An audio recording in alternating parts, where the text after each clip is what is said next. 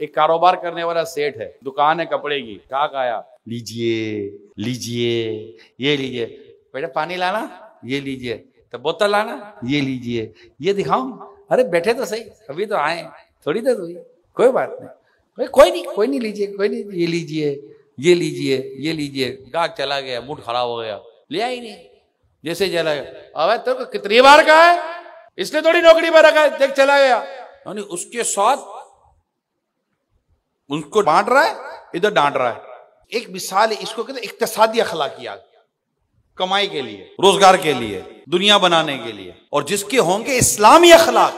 وہ گاہک سے بھی نرمی اور اخلاق سے بات کرے گا اور ملازم سے بھی اخلاق سے بات کرے گا، کیونکہ اس کو اللہ نے اسلامی اخلاق عطا کیے ہیں۔ مگر ہمارے یہاں ایک تعداد ہے جس کے اقتصادی اخلاقیات ہیں، کام نکالنے کے لیے اخلاقیات ہیں، جنت پانے کے لیے اخلاقیات لے تو بات بنے ہے۔ اللہ کرے یہ بات سمجھ میں آ جائے، ناظرین کی بھی سمجھ میں آ جائے کہ جب اللہ ہی کو راضی کرنا ہے تو پھر سب کے ساتھ حسن اخلاق ہوگا، اللہ کو راضی کرنا ہے، اس کے حبیب کو راضی کرنا ہے، تو اللہ پاک ہم سب کو حسن اخلاق کی نعمت عطا فرمائے۔